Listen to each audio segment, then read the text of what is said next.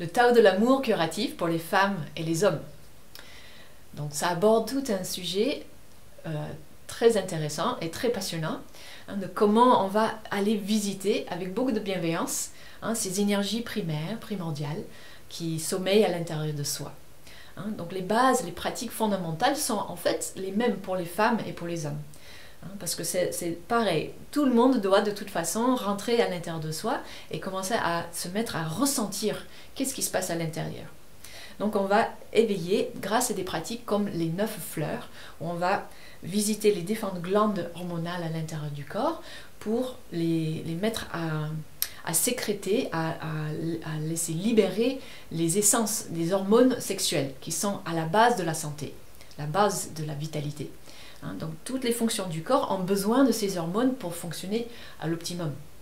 Hein, donc cette travail, hein, cette pratique va aller vraiment à l'essentiel de cet éveil, donc qui va permettre de descendre dans le chaudron sacré, hein, le chaudron dans lequel l'alchimie se passe entre l'esprit, le cœur et les énergies primaires.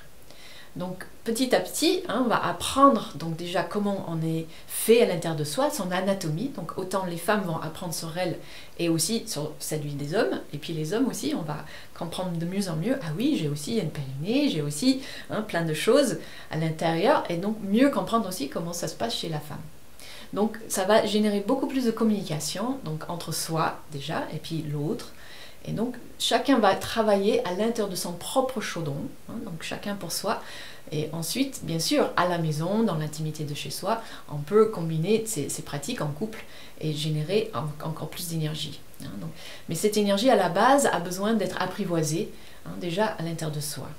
Donc ces pratiques, ensuite, hein, vont enchaîner sur l'orbite céleste, où on va apprendre à mettre en circulation cette énergie pour le raffiner et l'amener dans les différents centres énergétiques pour nourrir toutes les glandes dans le corps et vraiment éveiller une santé optimum. Donc voilà, bienvenue en tout cas pour les pratiques où on se retrouve vraiment en face de cette énergie le plus créatrice, le plus guérisseuse qu'on contient dans notre corps pour le mettre vraiment au service de notre éveil.